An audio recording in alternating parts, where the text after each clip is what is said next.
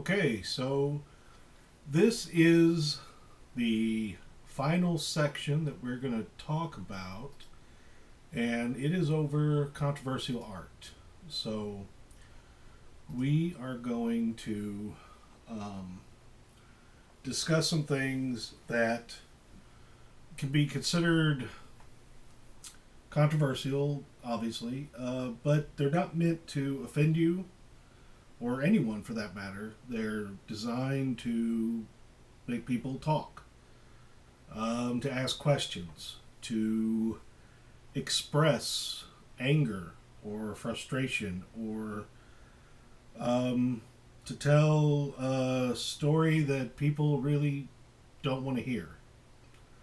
Um, there will be themes of racial inequality, themes of war, uh, questions of religion, um, questions of is it really art, sexuality. Nothing in here is pornographic or anything, so let's just get to it.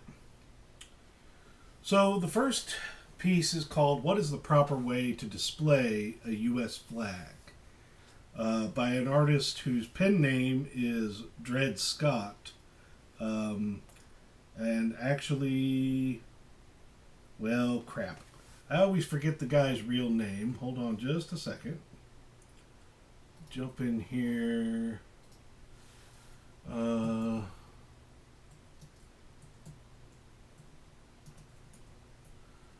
his name, the pen name, his real name is Scott Tyler. He's an African American. And Scott made this piece in 1988. Let's see here. There we go. Okay, so Dred Scott, he spells his name differently, but he took the name from a famous slave. Uh, some of you, or most of you, may or may not have ever heard of it, but the real Dred Scott, Dred Scott, he and his wife sued for their freedom before the Civil War. And they did so in St. Louis, Missouri.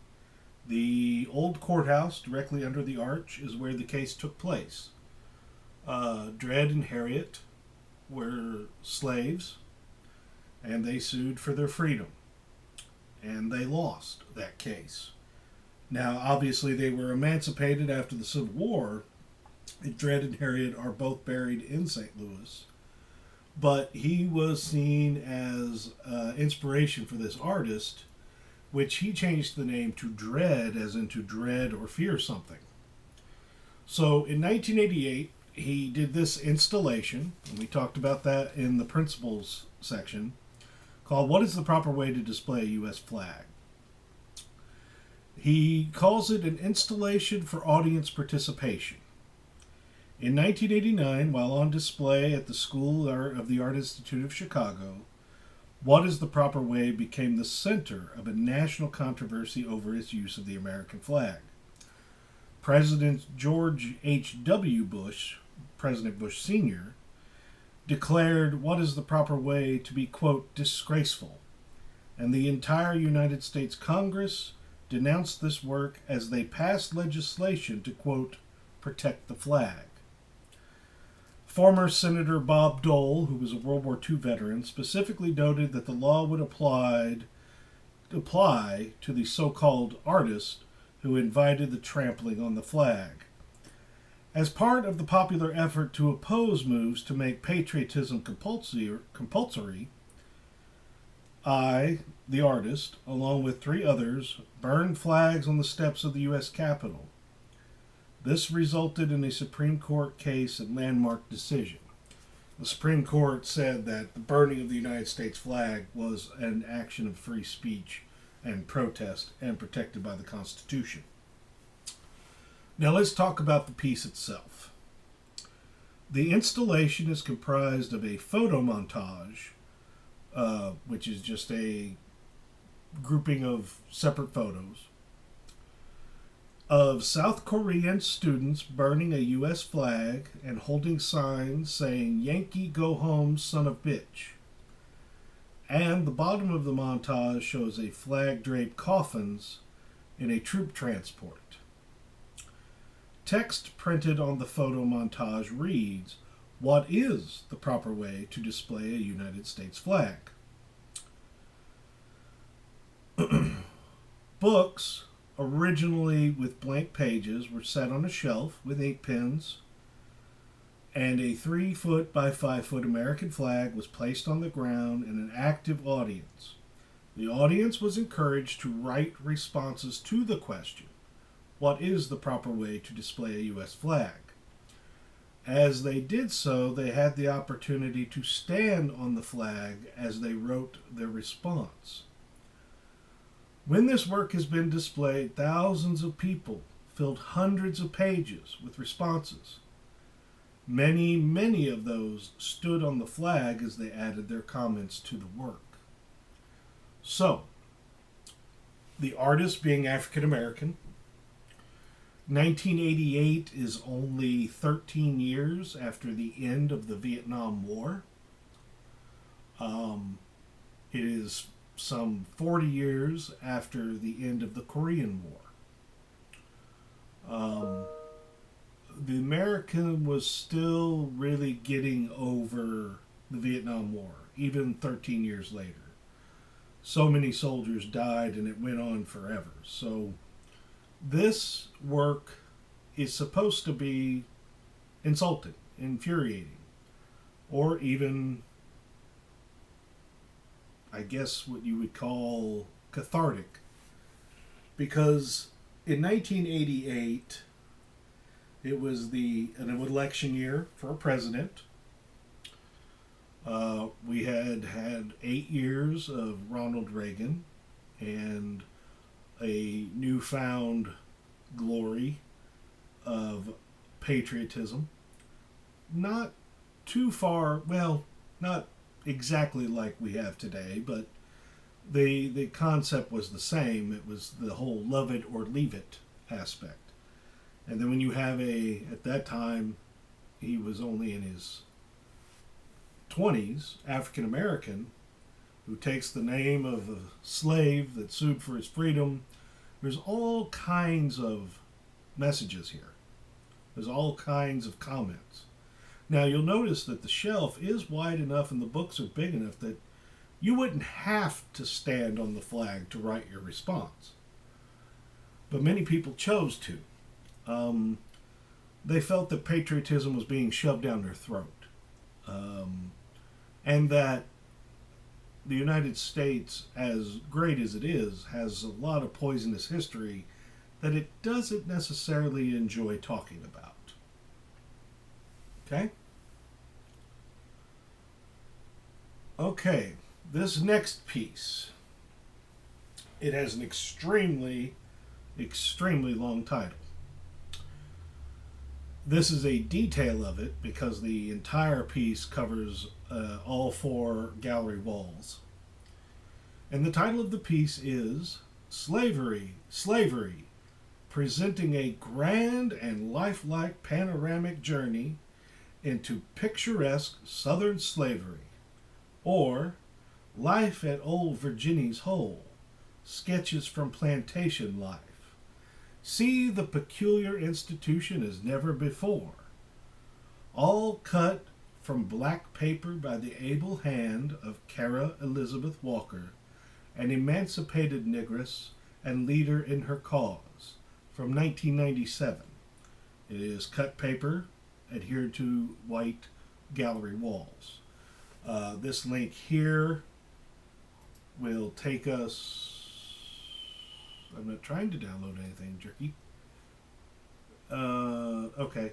Well, anyway, the installation goes around the room. That's fine. But that is the entire title. Now, before I talk anymore, I want you to really look at these images.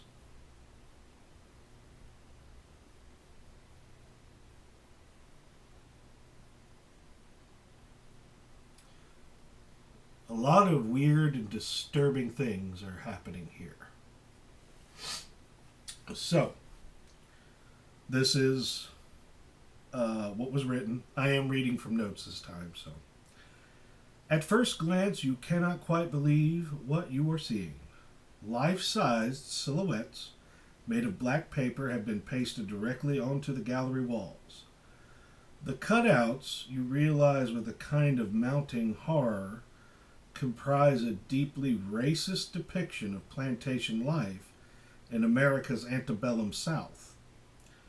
In one corner are outlines of thick-lipped minstrels, fat mammies and luscious young girls with jutting haunches. And then over there are silhouettes of podgy plantation owners and petticoated southern belles. The figures are like the inhabitants of some nightmarish Freudian dream world, groping, sucking, ejaculating, defecating, and doing terrible things both to themselves and to one another. To say that Kara Walker is used to causing controversy would be an understatement. Ever since the African-American artist took the cultural establishment by storm, with murals such as Gone, a historical romance of a civil war as it occurred between the dusky thighs of one young negress and her heart, critics have accused her not simply of going up to the edge, but plunging right over it. By attempting to expose hateful racial fantasies, they argue, she ends up giving them an obscene vitality. Her advocates, on the other hand, claim that her work functions as a devastating critique of the way that all of us, black as well as white, continue to be complicit in ethnic stereotyping into the 21st century. So,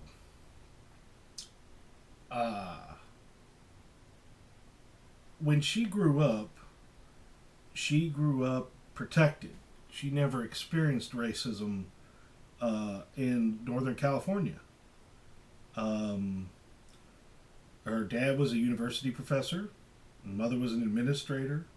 She grew up middle class, multicultural, Latino, Chinese, African friends.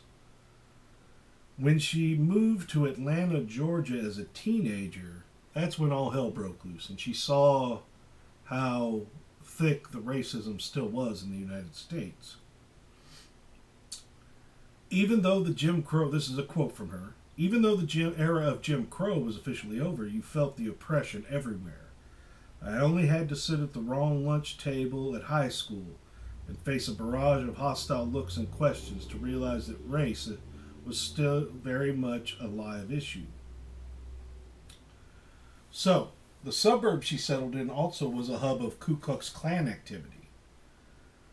So, as we see here, this shocked her, and it angered her, and she felt it's still happening. It's still happening.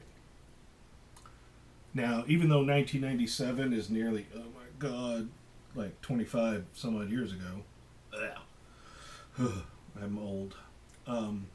It's still, obviously with the events that happened in Ferguson while most of you were in high school,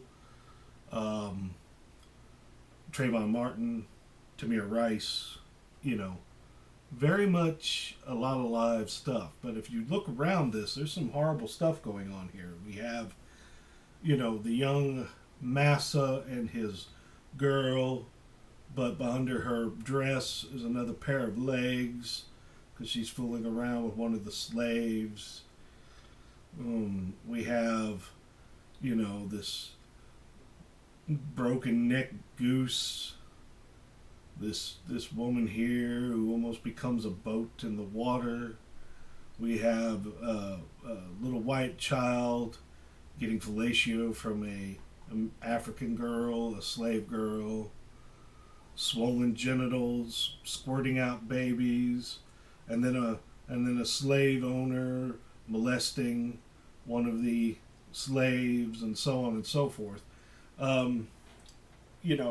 Movies like Gone with the Wind from 1939 really brushed over how sadistic and twisted things got during the American slave trade in the South, and in the North, quite frankly. So this was a very shocking thing, and she does shocking pretty often.